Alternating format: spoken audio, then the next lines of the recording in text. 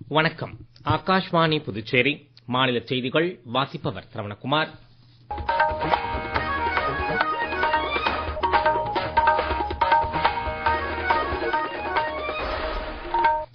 தலைப்புச் செய்திகள். சமூகத்தின் இன்றியமையா தூண்களாக பெண்கள் திகழ்கிறார்கள் என்று குடியரசுத் தலைவர் திருமதி திரௌபதி முர்மு தெரிவித்துள்ளார். இந்தியாவும் கனடாவும் கனிம ஒத்துழைப்பு, புதுப்பிக்கத்தக்க எரிசக்தி பயன்பாடு மற்றும் கலாச்சார ஒத்துழைப்பு ஆகிய 3 ஒப்பந்தங்களில் இன்று கையெழுத்திட்டுள்ளன. ஈரானில் பதட்டமான சூழல் நிலவுவதால் சென்னை விமான நிலையத்தில் இருந்து மத்திய கிழக்கு பகுதிகளுக்கு இயக்கப்படும் விமான சேவைகள் 3வது நாளாக இன்றும் பாதிக்கப்பட்டன. தமிழ்நாடு பாடத்திட்டத்தின் கீழ் புதுச்சேரி மற்றும் காரைக்காலில் உள்ள தனியார் பள்ளிகளில் இன்று பொதுத் தேர்வு தொடங்கியது. இனி விரிவான செய்திகள். சமூகத்தின் இன்றியமையா தூண்களாக பெண்கள் திகழ்கிறார்கள் என்று குடியரசுத் தலைவர் திருமதி திரௌபதி முர்மு தெரிவித்துள்ளார். இன்று புதுடெல்லியில் உள்ள இந்திரா காந்தி உள்விளையாட்டு மைதானத்தில் பெண்களுக்கான 4 திட்டங்களை தொடக்கி வைத்த குடியரசுத் தலைவர், பெண்களின் மரியாதையும் அதிகாரமளித்தலும் ஒரு நாகரிக தேசத்தின் உண்மையான அடையாளமாக விளங்குகிறது என கூறினார்.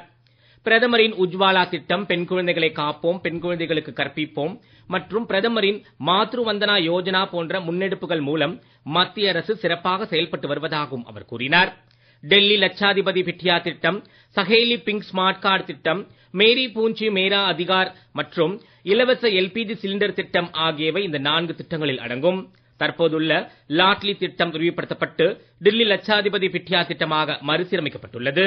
நிகழ்ச்சியில் மத்திய சாலை போக்குவரத்து மற்றும் நெடுஞ்சாலைத்துறை இணையமைச்சர் திரு ஹர்ஷ் மல்ஹோத்ரா, டெல்லி துணைநிலை ஆளுநர் திரு வினய்குமார் சக்சேனா, முதலமைச்சர் திரு ரேகா குப்தா ஆகியோரும் கலந்து கொண்டனர். முந்தைய லாட்லி திட்டத்தின் கீழ் மருத்துவமனையில் பிறந்த ஒவ்வொரு பெண் குழந்தையின் பெயரிலும் 11,000 ரூபாயும், வீட்டில் பிறக்கும் பெண் குழந்தைகளுக்கு 10,000 ரூபாயும் வங்கிக் கணக்கில் செலுத்தப்பட்டன. கூடுதலாக 1, 6 மற்றும் 9ஆம் வகுப்புகளில் சேர்க்கை, 10ஆம் வகுப்பு தேர்ச்சி மற்றும் 12ஆம் வகுப்பு சேர்க்கை போன்ற முக்கிய காலகட்டங்களில் 5,000 ரூபாய் செலுத்தப்பட்டு வந்தது. தற்போது புதிய திட்டத்தின் கீழ் நிதியுதவி மற்றும் ஒட்டுமொத்த செயல்பாடுகள் இரண்டும் கணிசமாக மேம்படுத்தப்பட்டுள்ளன. டெல்லியில் பிறந்து கடந்த 3 ஆண்டுகளாக டெல்லியில் வசித்து ஆண்டு வருமானம் 1,20,000க்கும் மிகாமல் உள்ள குடும்பங்களுக்கு இந்த திட்டம் பயனளிப்பதாக இருக்கும் என்பது குறிப்பிடத்தக்கது. இந்தியாவும் கனடாவும் கனிம ஒத்துழைப்பு, புதுப்பிக்கத்தக்க எரிசக்தி பயன்பாடு மற்றும் கலாச்சார ஒத்துழைப்பு ஆகிய 3 ஒப்பந்தங்களில் இன்று கையெழுத்திட்டுள்ளன. பிரதமர் திரு நரேந்திர மோடியும் கனடா பிரதமர் திரு மார்க் கார்னேயும் புதுடெல்லியில் உள்ள ஹைதராபாத் இல்லத்தில் பேச்சுவார்த்தை நடத்தினர். இந்தியா கனடா உத்திசார் கூட்டாண்மையின் பல்வேறு துறைகளில் அடைந்துள்ள முன்னேற்றம் குறித்து இரு தலைவர்களும் விவாதித்தனர். இது குறித்து கூடுதல் தகவல்கள்.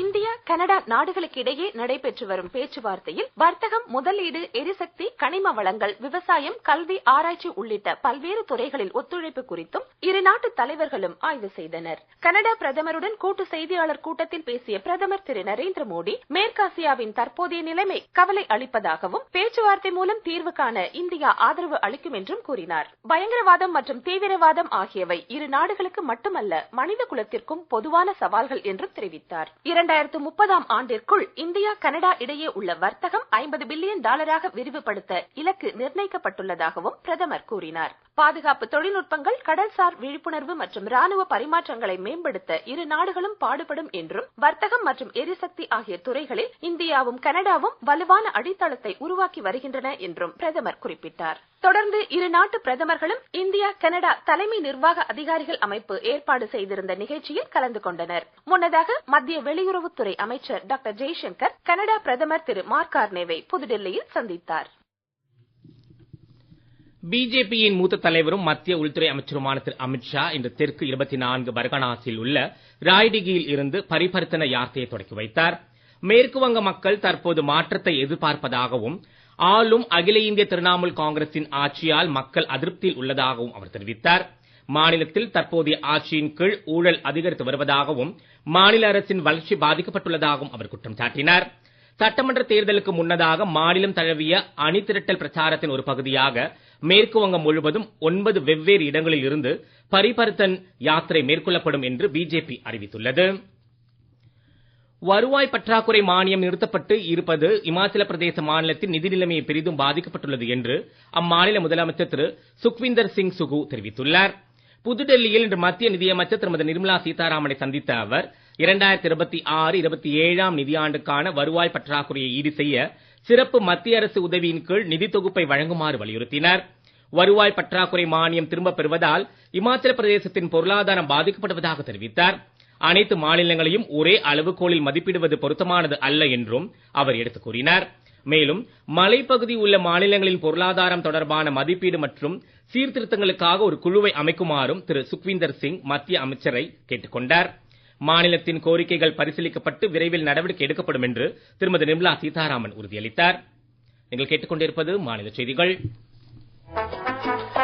நேயர்கள் ஆகாஷ்வாணி செய்திகளை உடனுக்குடன் தெரிந்து கொள்ள எமது புதுச்சேரி மண்டல செய்தி பிரிவின் சமூக ஊடகங்களான @adnews_புதுவை என்ற எக்ஸ் பக்கத்திலும், all India radio news Puducherry என்ற பேஸ்புக் பக்கத்திலும், @RNU புதுச்சேரி என்ற யூடியூப் சேனலிலும் கேட்கலாம்.